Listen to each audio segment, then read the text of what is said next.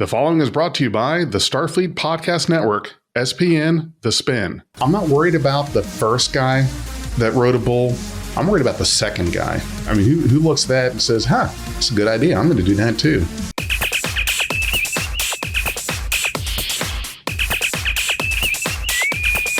Red alert. Hey everyone, Big J here. And in just a moment, I will be presenting you with Pacific 201 Part 2, a fan film production from Pacific 201. Afterwards, please join our Critical-not-Cynical review for our discussions and reactions to the film. Without further ado, here's Pacific 201 Part 2.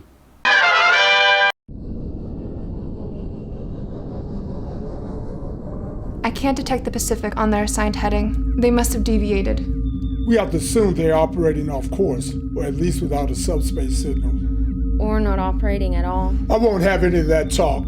The Pacific, she's out there. Just fell down a well or something. Give me the highest sensor resolution you can. Helm, set course for the next grid, warp 2. Aye, Captain.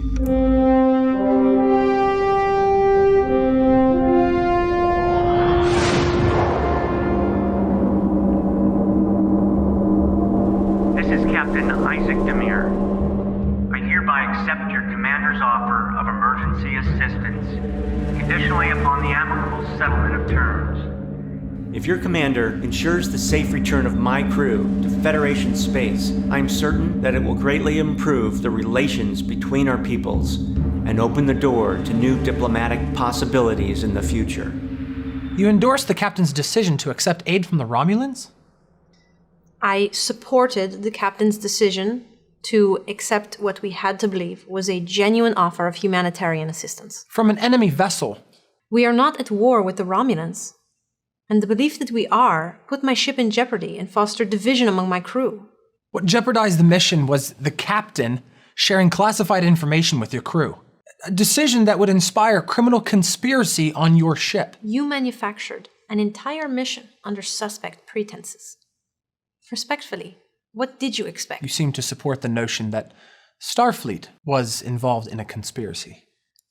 I suggest that applying the veneer of scientific discovery to a military operation is a dangerous game. Starfleet disagrees. Furthermore, you failed to address the issue of mutiny. I refuse to draw legal conclusions. Fortunately, we don't have to. Testimony from crewman Lawrence proved very enlightening.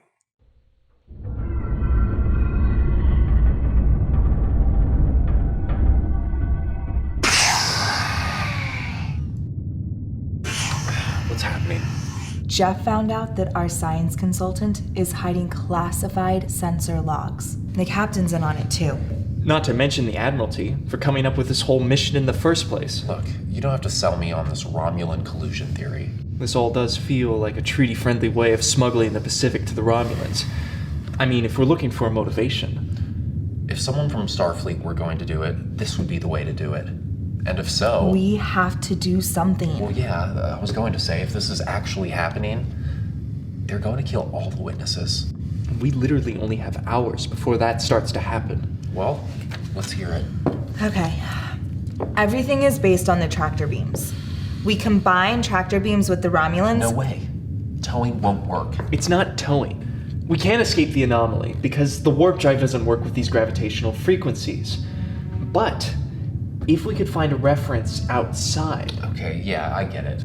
We warp along the tractor beam? And the Romulans get a nice defenseless Pacific. Sansweet, this is your department. Is there a way we could disable the Romulans with the tractor beam somehow? Well, we established the inner link, but at the right moment, you switched to the exact anti-phase. The equipment couldn't handle it. They'd have to rebuild the whole thing from scratch. Perfect. It would do the same to us, too. And for us, that's an integrated system. It could do a lot of damage. All of Section A is tied in there. I don't think that anyone would complain about making that sacrifice for humanity. So we're plotting a mutiny? We're gonna take action. What did you expect? I don't know. Something a little more legal, maybe? Starfleet Regulation 3 gives provisions for any means necessary. That's an order for the captain to decide. A captain who's treasonous? We don't know that. All right, we don't know that. But if we don't take this risk, everyone on board could be killed. We could have another war with Romulus. We can stop that. We need your support on this, Jeff. Are you with us? Yeah, of course. We're in position, sir. Rig the ship for tractor beam.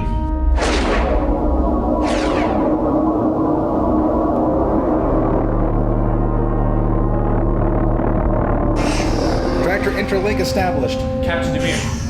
Now is really not the time. I understand, sir. It's urgent. Really gotta stop doing this. Go ahead.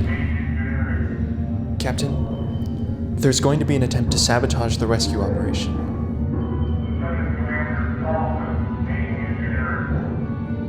What are you talking about? They're in tractor control right now.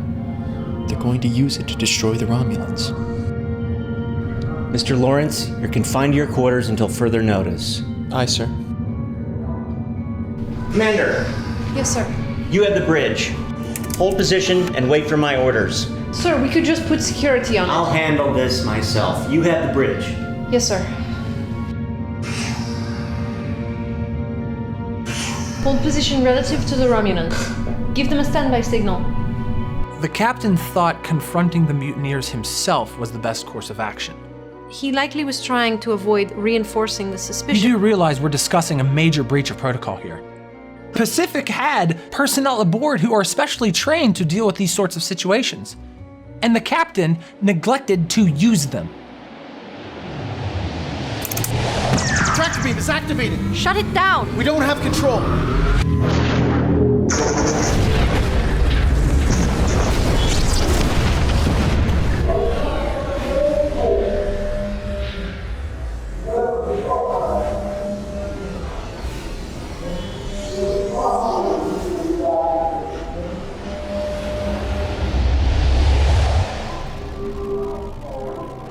Bridge to tractor control.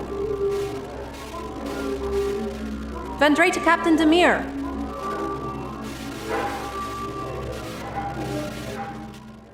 Your actions and the actions of your captain have resulted in the failure of both the scientific and the military aspects of your mission.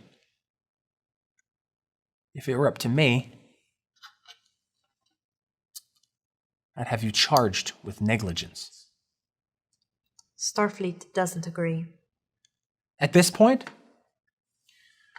49 crewmen were lost in total, and I won't even tell you the monetary loss the Starfleet suffered. Not to mention a completely wasted opportunity to study a cutting-edge Romulan ship up close. Given the situation, the survival of my crew was far more important than any losses Starfleet may have incurred. After the explosion, we struggled for 12 days to restore the Pacific to basic functioning order. Even so, we were rapidly losing life support and had very few options left. Engineering reports that we have a maximum of 18 hours before total reactor failure. Shuttles? Are you suggesting a shuttle evacuation? We could evacuate a total of 70 with the craft that we have on board. That's over 100 shy, Mr. Owsley. It would stretch our life support by an extra shift or so. And for those in the shuttles, a fully loaded shuttle would have about 3 days for rescue. Nobody stands a good chance in this anomaly. Much less separated. And how would they get rescued anyway? Lieutenant Rader, any luck with the gravity harmonics? It's no good, ma'am. It would take weeks to figure this place out. Even if we could, we're not going anywhere with one to sell. The Class C shuttles do have transporters, ma'am. I think they could be used for rescue, even from a safe range. I couldn't ask anybody to leave the rest of the crew behind just to save themselves. You wouldn't have to ask. Not me, anyway. I'll stay behind. Me too. I'll be here. Thank you, everybody. But I can't ask for volunteers. This should be my decision. Continue with repairs. I want to get everything we possibly can out of that reactor. Yes, ma'am. I'll be in my ready room.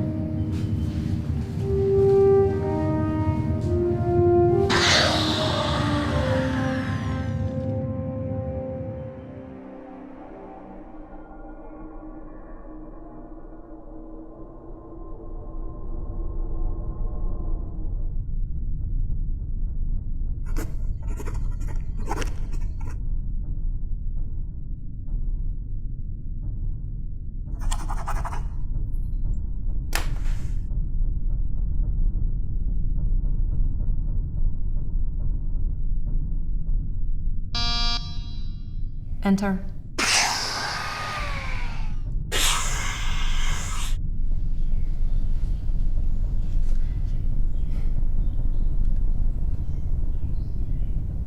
This is my first act as captain. Choosing who lives and who dies. How is that acceptable? How can I make that choice? Even if you could only save one of us, wouldn't you? Who would I choose?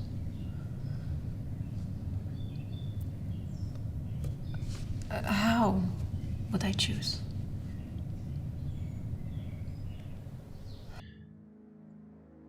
That sounded like a very emotionally taxing decision, Commander. But perhaps, if you followed protocol, I would have preferred to not be stranded with 49 dead crewmen outside the Federation space with no reasonable expectation of rescue. Starfleet put us at risk.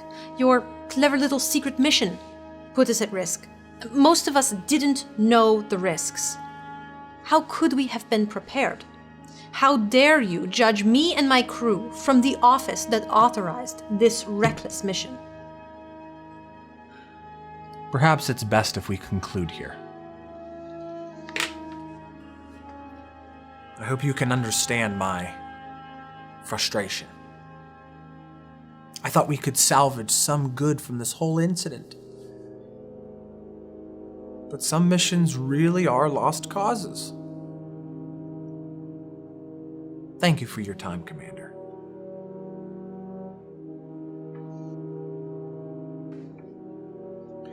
You'll be pleased to hear that Starfleet Command does share some of your sentiments.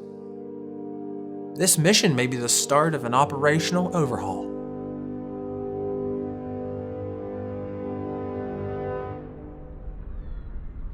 Commander Vondre? Pardon me, ma'am. Lieutenant Whitney, was it? Yes, ma'am. It's an honor to finally get to meet you face to face. The honor is mine. I understand you were steering the Velocity that day. Yes, ma'am, but I think we just got lucky. Take some credit. Be proud of the role you played. You deserve it.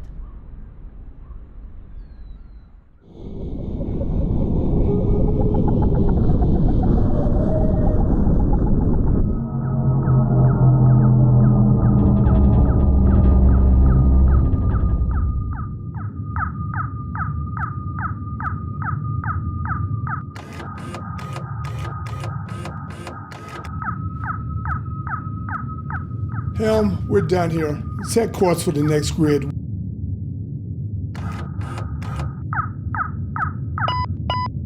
Wait. I got something. A huge energy spike, sir. Helm, cancel the warp. Turn the ship around. Canceling warp, sir.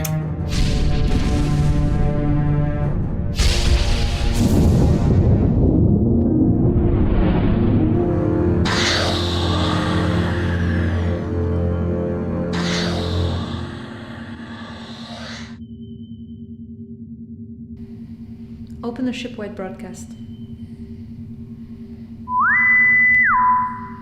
Crew of the Pacific, colleagues, and friends, this is your acting captain. Right now we find ourselves in a difficult situation, but there's one last thing we must do. The shuttles offer a possibility of survival, but as you know, they cannot carry us all. I intend to...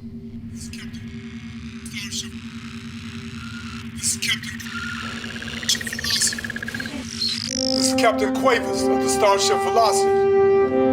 Anybody need a hand?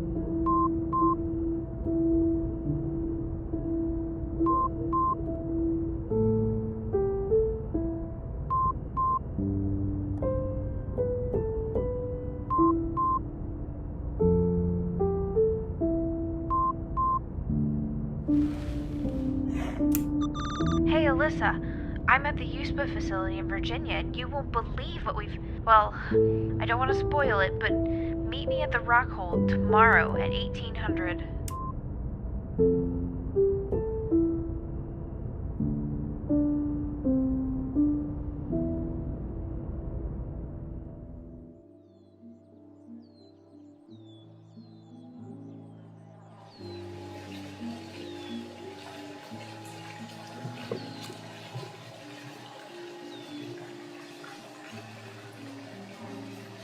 So you've been well?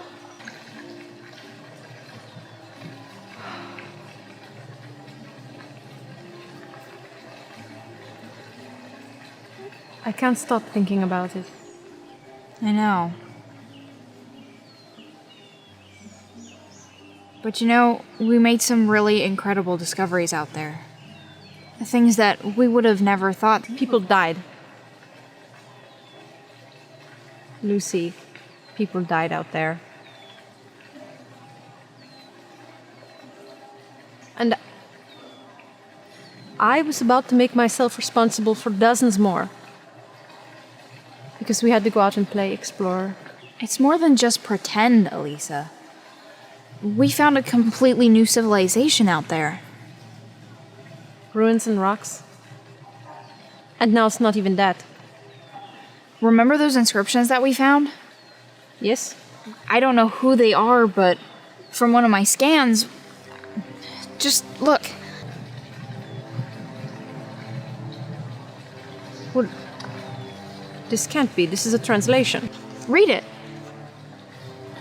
This is poetry. When this arm, once our home dies, we will be far. We sleep on the arm of a green forever. Stillness shrouds our lively place, far from the noise and dust of this star home. Why haven't I heard about this? This is incredible. This is beautiful. And that's just a fragment of what we have.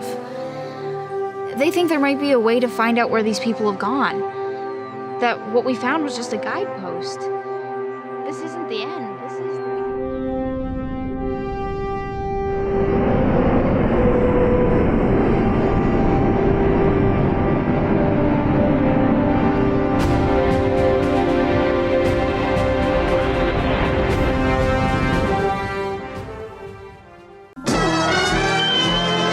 This is Critical Not Cynical. Welcome back. Hope you enjoyed Pacific 201 Part 2.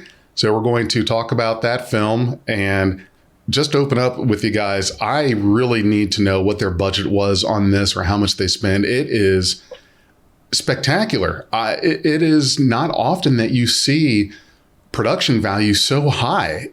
One of the things that blew me away. I apologize for cutting you off. One of the CGI frames where the guy is sitting outside the ship, working on the ship, see a little like that, blew me away. You see the detail in the destruction of the ship, the texturing on the CGI model, the little space guy. Seeing the ship just tore up anyway was just, the explosion, that was impressive, but seeing the level of detail in the texturing was mind-blowing. It was awesome. But go ahead. I'm sorry, didn't mean to cut you off, man. There was and there was a shot kind of on a back corner of the ship showing a window and showed the people sitting there in the window, kind of, in their quarters there. And to me, it's just all the little details that they did were amazing. Frank, I'm sorry, it looked like you had something you were gonna say right before I jump back in. I was gonna say, where the hell was that shot? I'd like to know that too. That is because I see Glenn Wolfe is involved with it. Mm-hmm. I think isn't Sam involved with that, or was it the one I saw after that, the Romulan War? But I know that Wolf was in it. There's a short in the first one. He's in it.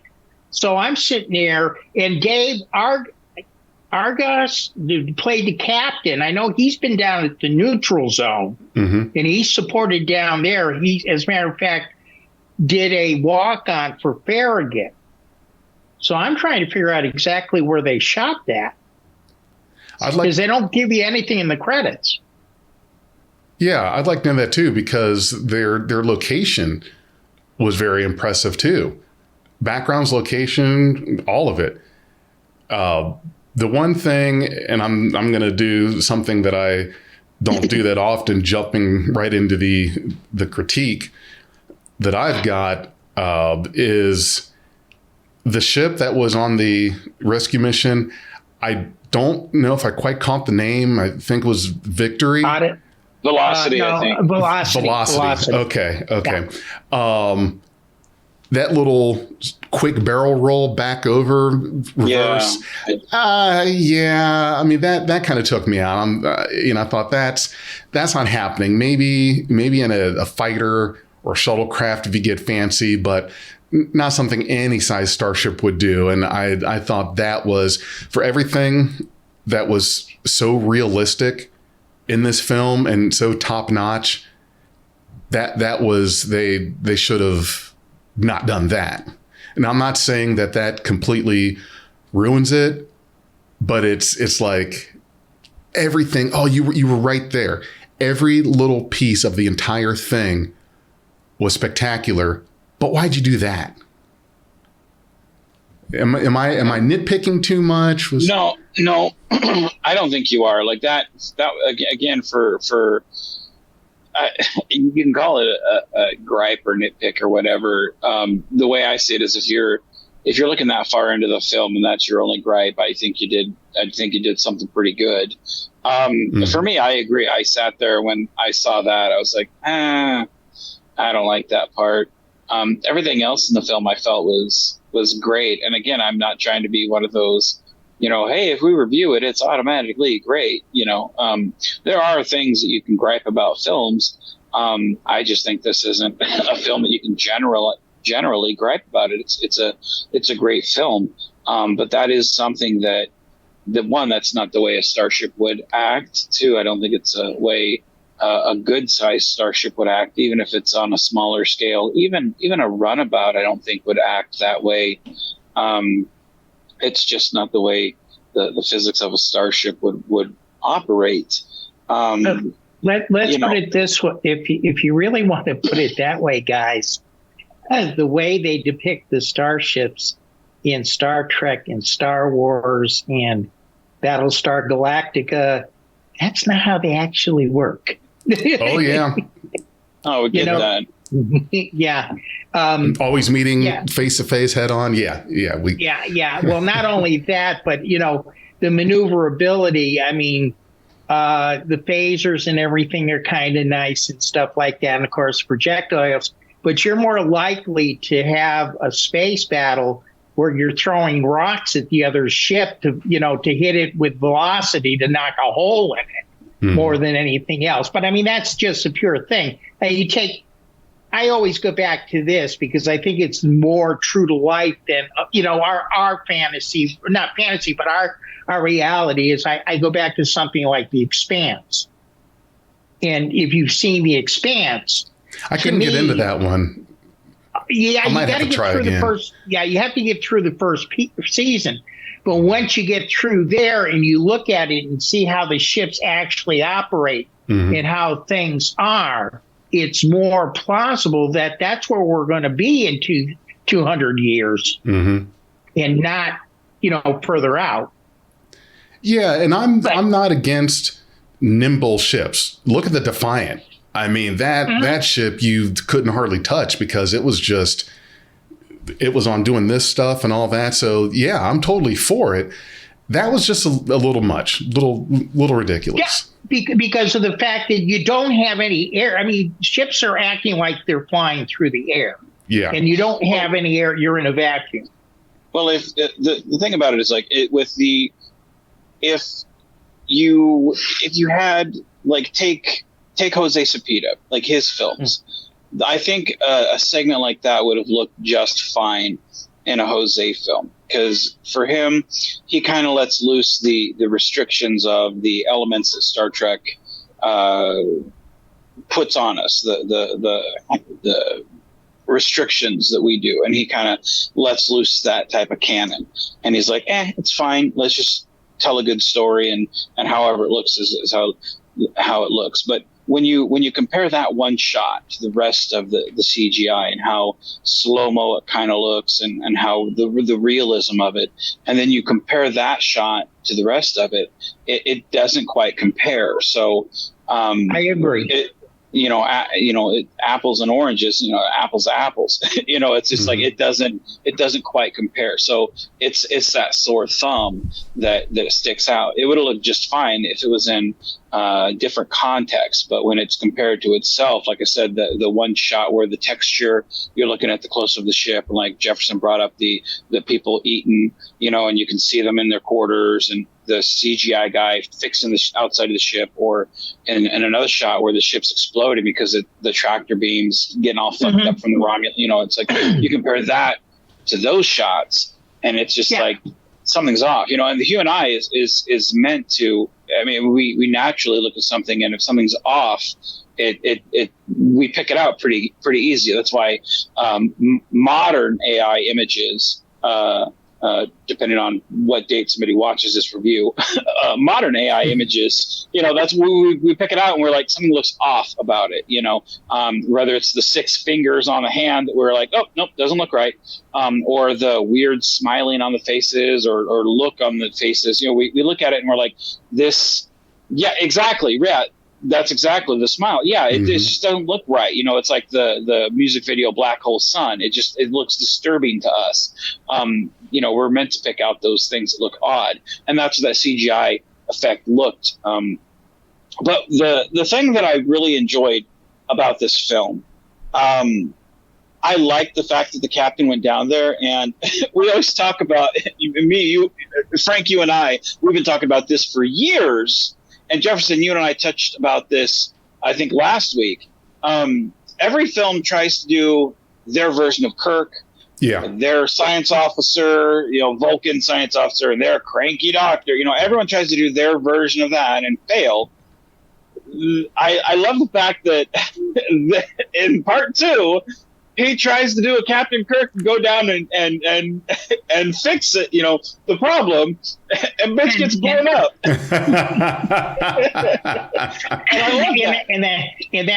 that is a good little twist to it. You would expect that the way he was presented in the beginning of the film, that wasn't going to happen.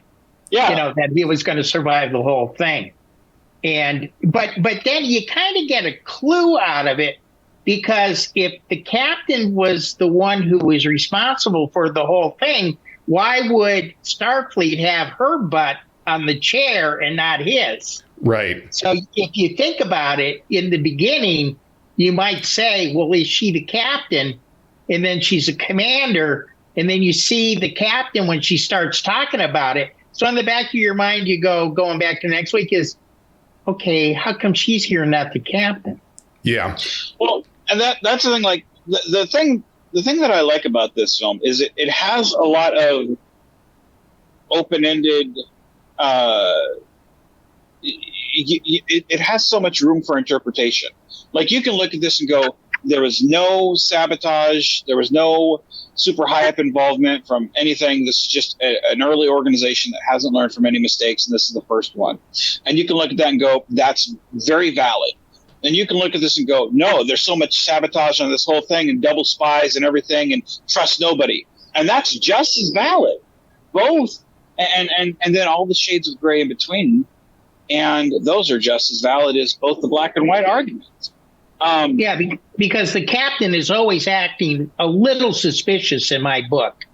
And I caught that at first. I went, okay, so there is something up. So is this collusion or not? Yeah, and we still, you can watch it 10 times till Tuesday, and you still don't know. And I love the fact, we could have the writers on here and be like, what do you think? And I think the writers would be like, I don't know, what do you think? I love that, the fact that we all can watch this from a different, we can walk out of the movie theater and go, that's not the movie I saw, right? And I love that, and it's those type of movies that you could watch it again and find deeper meaning.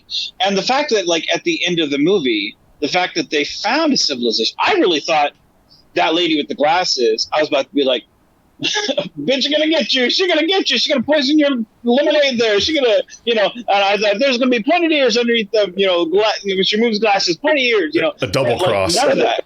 Yeah. And it was like, hey, check out this cool poem, and again, like, I'm reading, they're going, is there gonna be like magic voodoo in the poem? Is she gonna get you that way?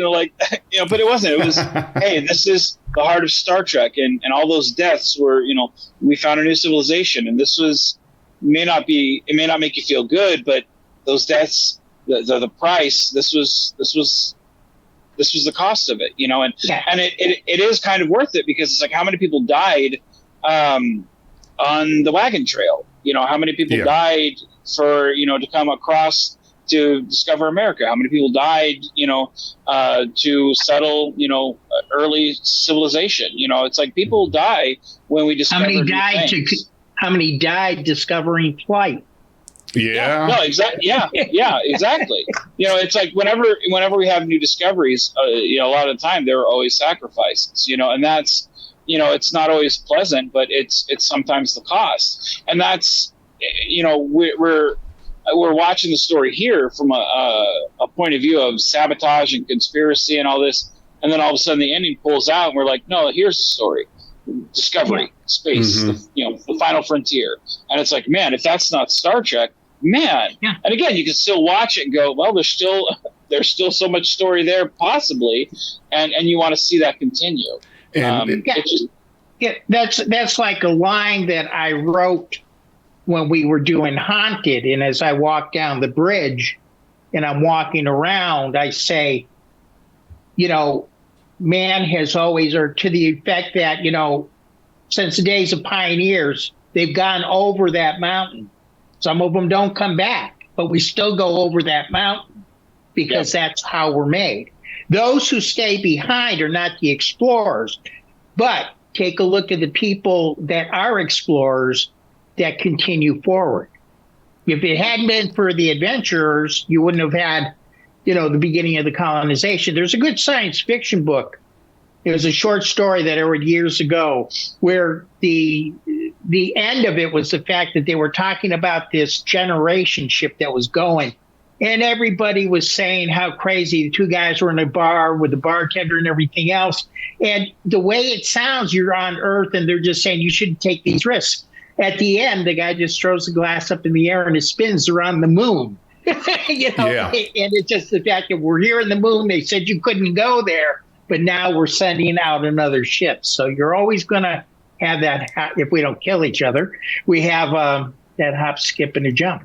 Yeah, there's always going to be that sacrifice in Discovery. And you're right, talking about the flying, you're going to be up there, because once you get about, what would you say, about 10 feet above ground, that's when you start getting to where if you drop and hit the wrong way, you're talking about either seriously injuring yourself or death. Maybe more. Yeah, you can fall on it. You can fall on the ground right now and hit your head on a rock. True. Yeah, you don't have to be up high, and you don't have to be up high. And that's the thing, is you're getting up there into the sky, and how long, what do you think it took in sacrifice, and how long did it take before we figured out, it's horses we can ride. Can't mess around with the lions. Can't ride these. I'm not worried about the first guy that rode a bull. I'm worried about the second guy. Who looks at that and says, that's a good idea. I'm going to do that too. Person who takes risk and challenge. Yeah. Hey, that guy did it and he got killed. I'm going to do it and not get killed. That's what it is. Think about it. Hey, that guy failed, but I know I can do better. So 17 people down the road, somebody finally manages to survive. And it becomes rodeo,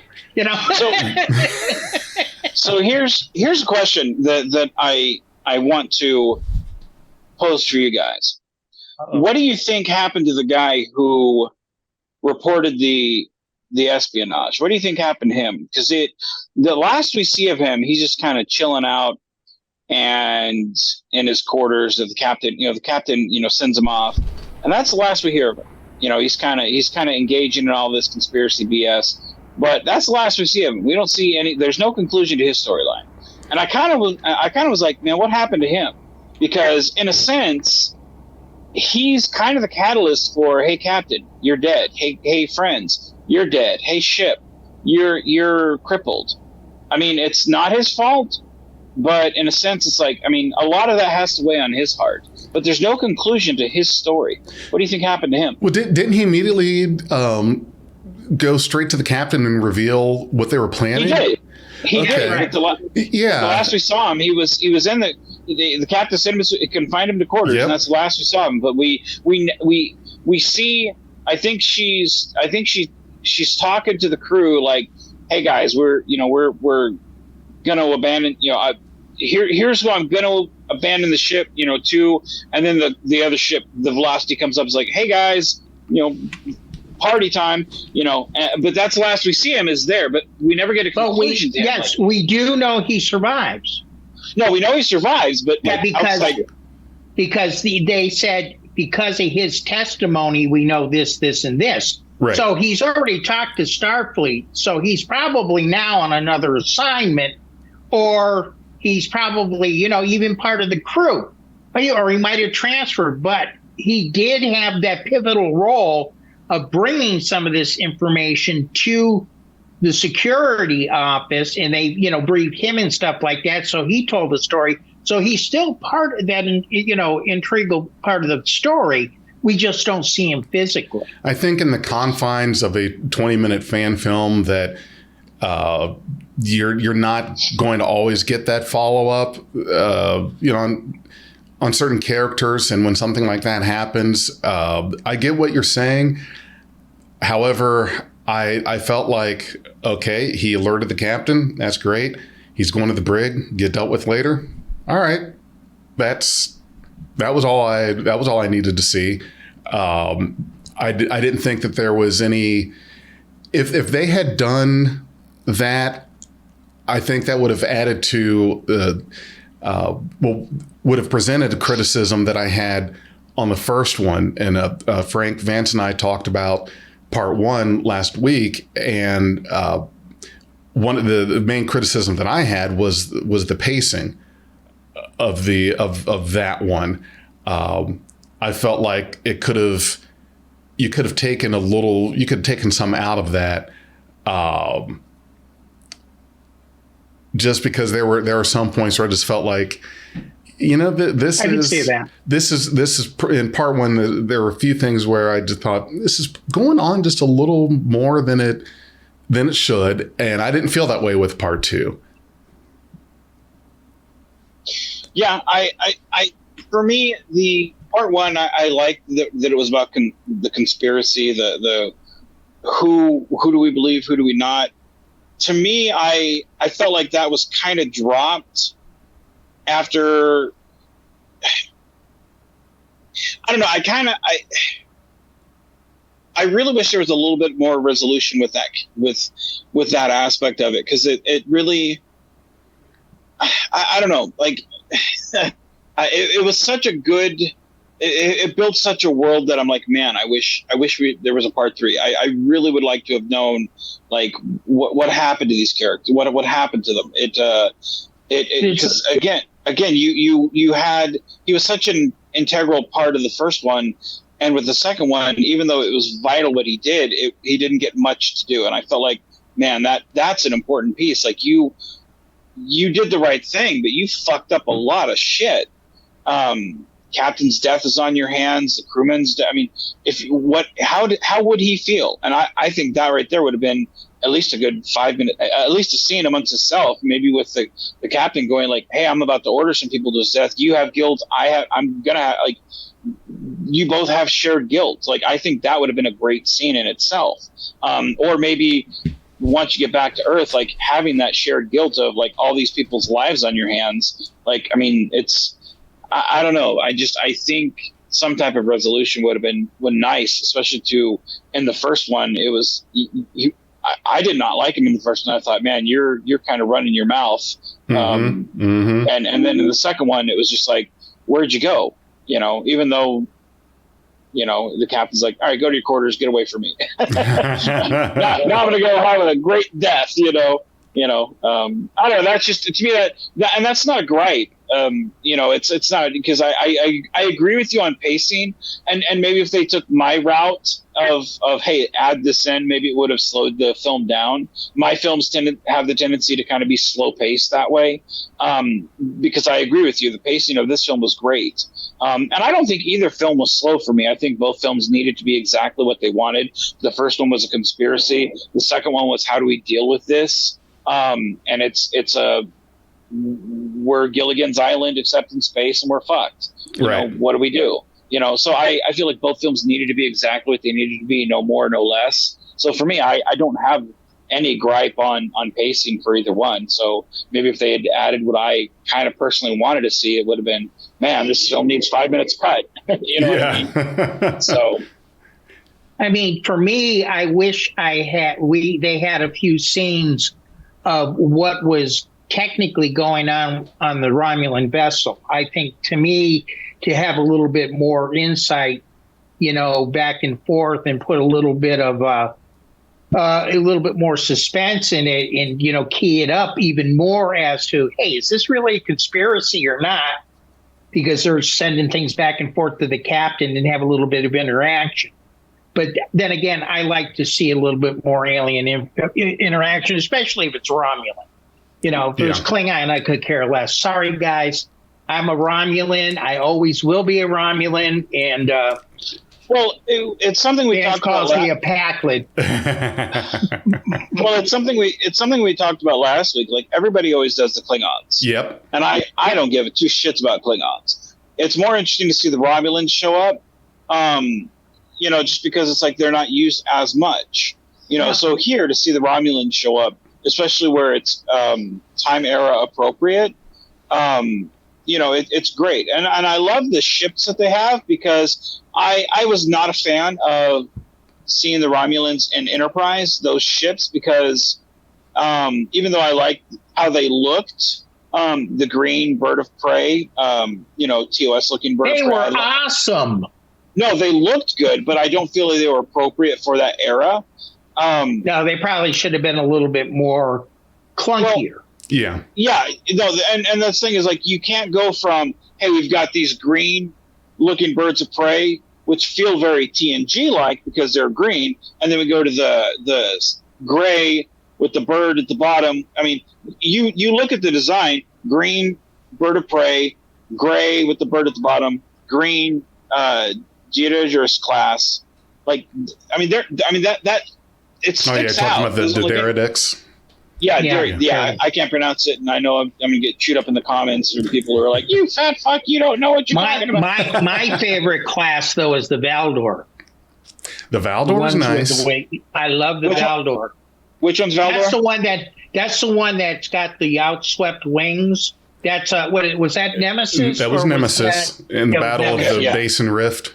Yeah. See, I feel like it was a good looking ship. I feel like it was ruined by the battle it was in, because it had too many phasers just going pew pew pew pew pew, and it's like, man, it needed more of a Wrath of Khan vibe. But that's a nitpick of the film. I never liked the Derridix.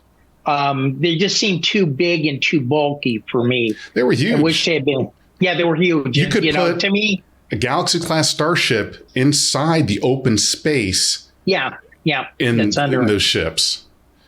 Yeah, I love those, because I felt they had that presence of like you remember in Independence Day how those ships, they spent like almost 45 minutes in the buildup before you even saw the aliens. And the ships were just slow on coming. And that, to me, that's what those ships represented. The slow coming mass. Like, we're going to take our time getting there, but when we get there, we're going to fuck you up. And that's what, to me, it's like, that's what was so scary about them, was because they came up slow, and then when they were like, all right, yeah, Picard, we're back, and then they slowly. Yeah, I know. I was just thinking about that scene when they came up the first time, and they were just. That's a little bit bigger than the old D7s. Yeah.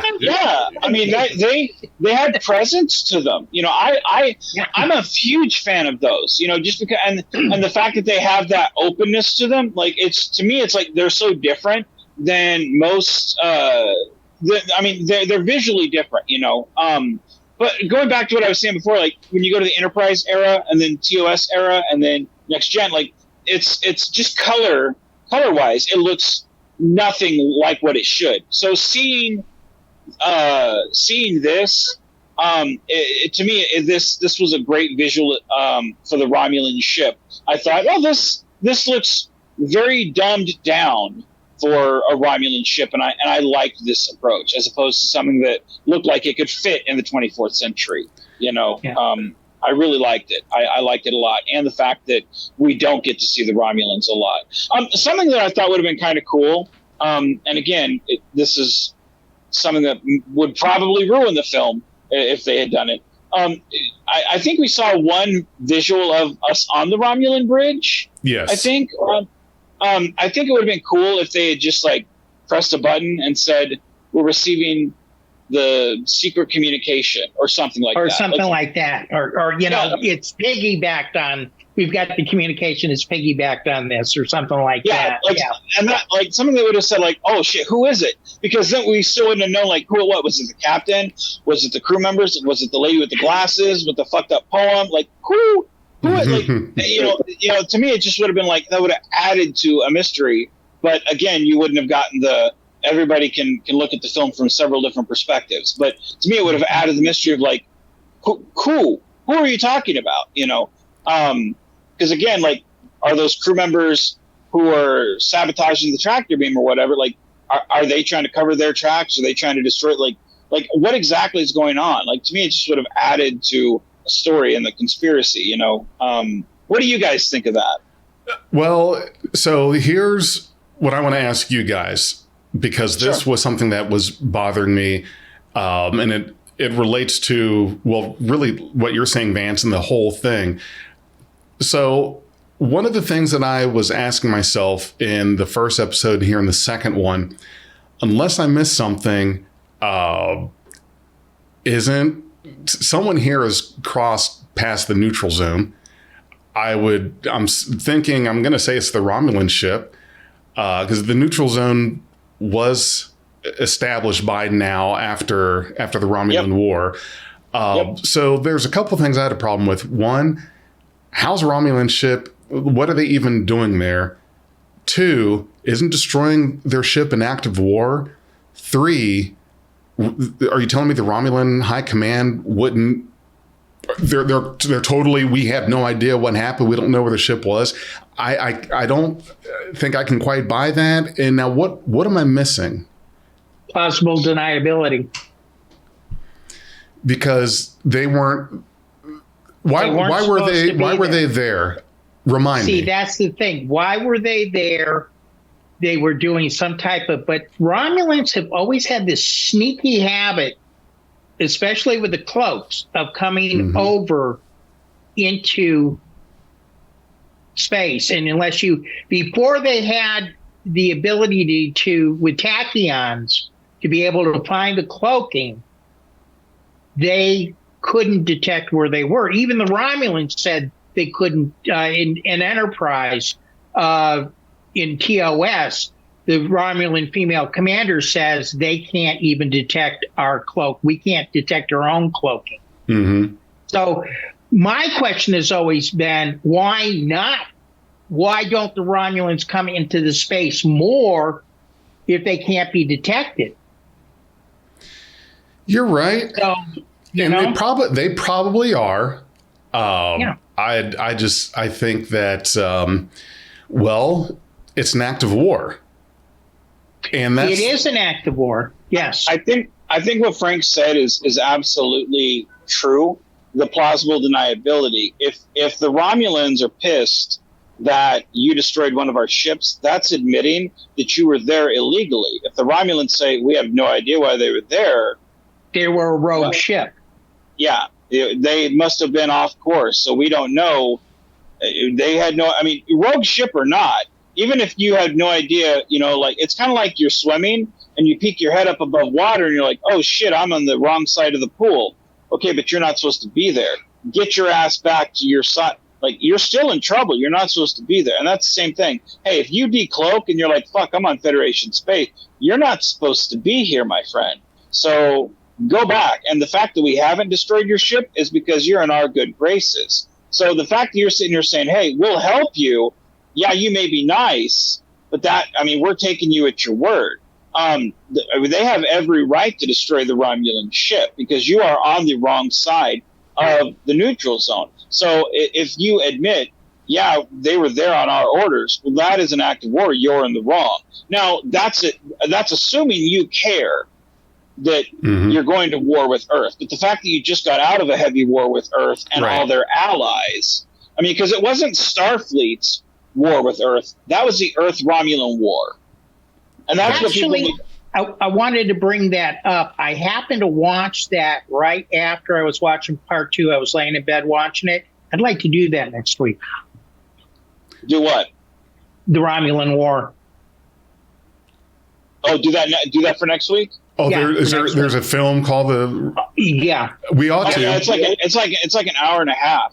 Like no, not the one that I saw. There may be a longer version, but this was a very short, 20-minute or so film. You're talking about the newer one. I thought you were talking about the one that's like a big film. Okay, all right. I haven't seen that one.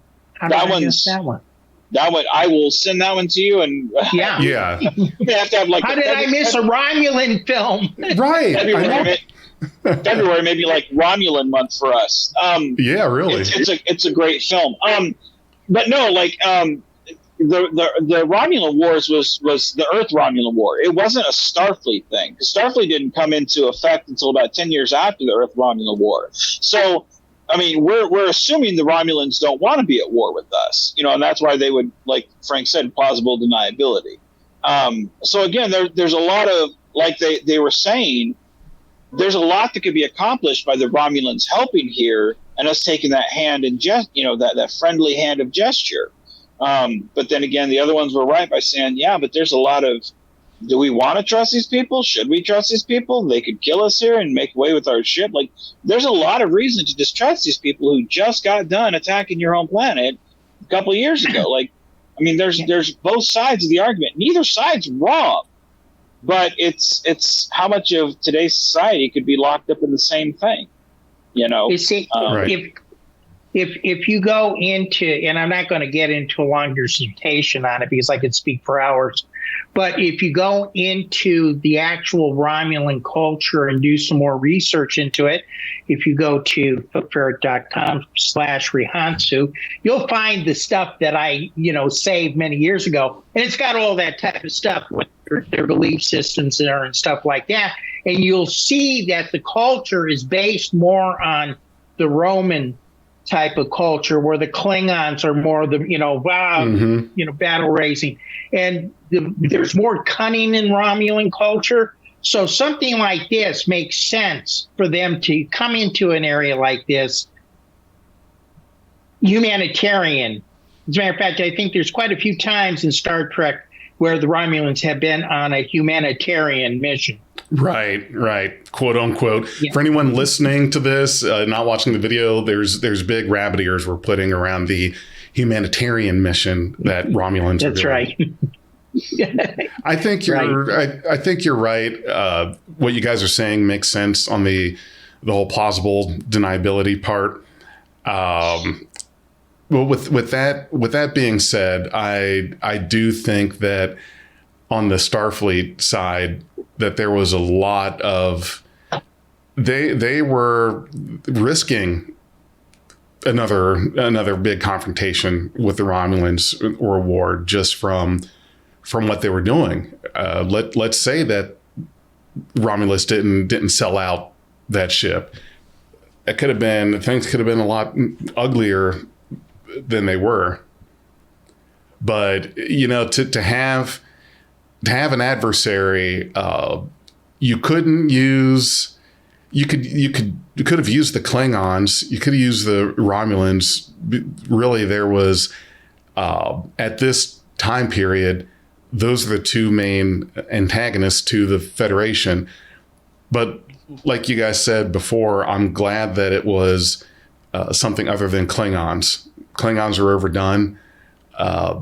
Even I think maybe we could see a little more of Gorn or the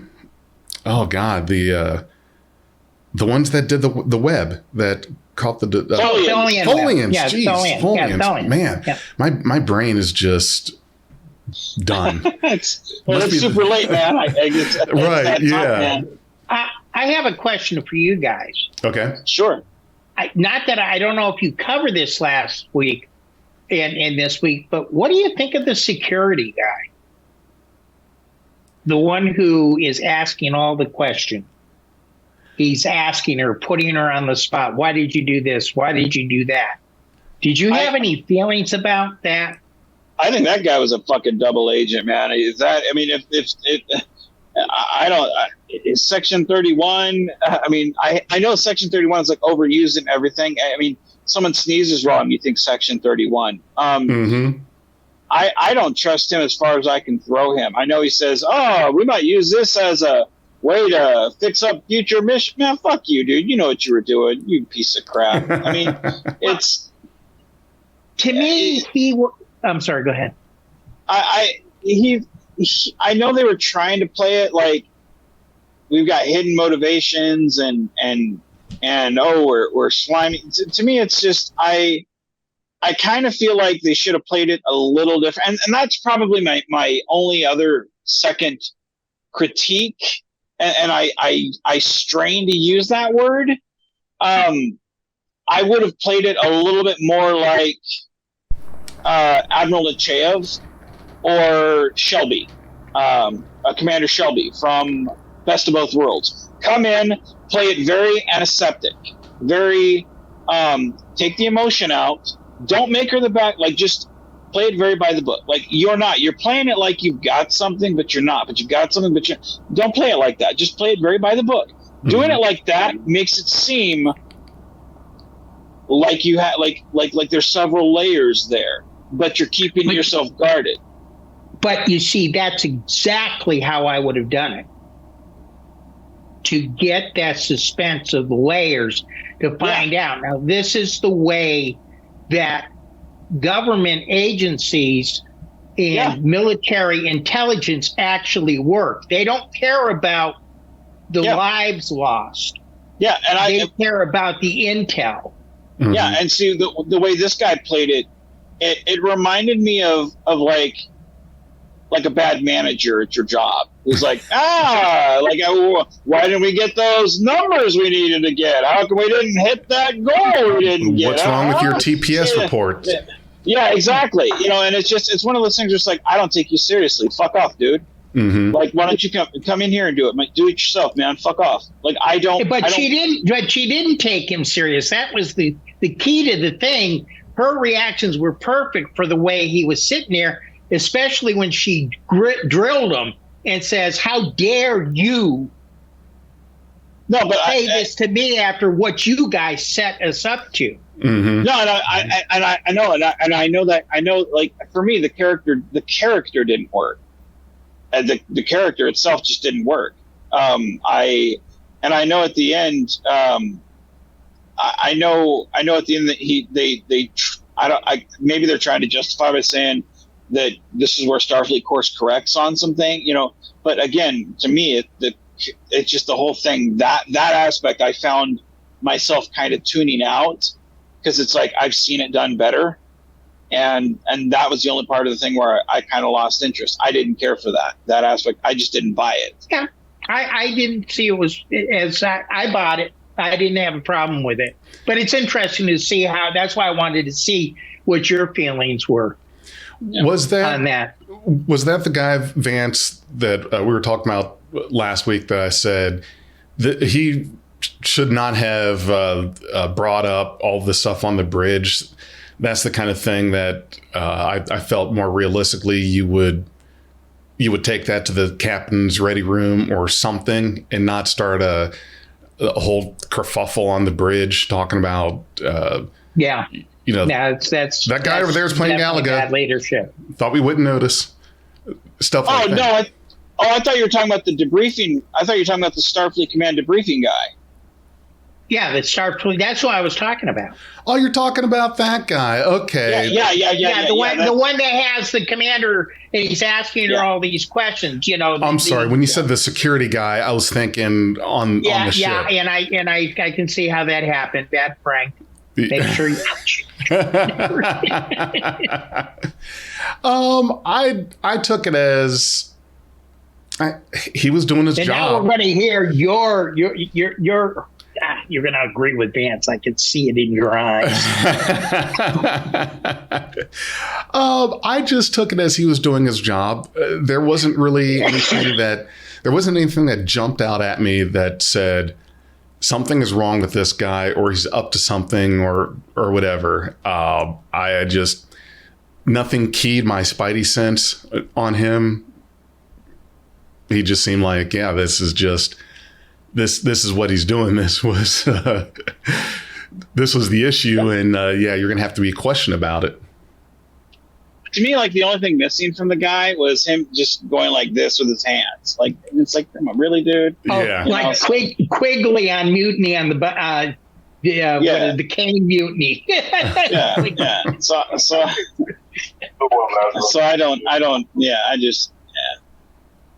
I thought he did fine. That's exactly, I think, the kind of environment, the kind of questioning you're going to get in a situation like this, because you're talking about a near mutiny on a Starfleet vessel. The actions resulted in the destruction of a Romulan ship that they could have gotten a hold of and spent all kinds of time learning more about. So yeah, I mean, the guy wasn't going to be nice about the whole thing. Yeah, but to me, here's the thing. It was reversed. They thought that they were going to be taking the Pacific, not the Pacific taking the Romulan ship. See, to me, the guy just seemed like a chatty Cathy. Like, when you're going in there, and you're like, all right, report what you said. And you felt like that was the wise course of action. And that's not what all your crew said happened. How do you think this event went? Like, not that guy. That guy's like, well, your captain said you went this way, and the officer said you went this way, and is that sure exactly how you went that way? And what were your emotions on this? And what did you think? Man, dude, why don't you just write the transcript? I mean, you got the whole goddamn report right there. I mean, man, if this guy was playing poker, he'd be like, well, hey, I got 4 things here, and you'll never guess what card this one is. I mean, it's just, again, like, when you go into something like that, you play it very, very antiseptic. You play it very, very cold. Not quite as cold as, good morning, Mr. Anderson. Don't do that shit. But I mean, this guy, he's just chatty Cathy. I mean, to me, that's not the way I'd play it. And then at the end, go, oh, well, we might change a few things. Yeah, getting rid of your ass is probably number 1 in my book. But that's not how I'd hold an organization. Tell us what you really think, Vance. I do think that he could have that role for what the character was doing, and the character was, probably could have been played a little more of the straight man. Maybe just toned down just a skosh, more of a kind of direct. And you're right. Now that I know who you're talking about, Frank, the Admiral Nechayev and Commander Shelby reference makes sense. I feel like this guy's an inmate that escaped and took that guy's place, and he's just playing pretend, and she doesn't know who the fuck this guy is. So that's why it's like, man, this I'm going to blow up our warp core. Hey guys, I got to let you go. So let me cut out. So, all right, yeah, guys. Well, I think we pretty much covered it. There was nothing else that I had. You good, Frank? I'm fine, even though he just shot my thoughts all to hell. But it's okay. I know Vance. We'll get them next That's what I week. do. That's what I do. Well, Hey, next week, if we do the Romulan Wars, we'll do that one. Yeah, we'll do that. It's a good one. we'll do that one, and I'll sit there and I'm going to restudy some of my stuff, and we'll get you next week. All right. Thanks, guys, for sitting with us. Thank you, everyone, for watching, listening, and live long and prosper. If you enjoyed this podcast, you can support us at patreon.com/BeyondTrek. We are Beyond Trek Podcast. Lower your inhibitions and surrender your ears. We will add inspirational and hilarious Trek content to your day. Your attention will adapt to subscribe to us. Resistance is futile.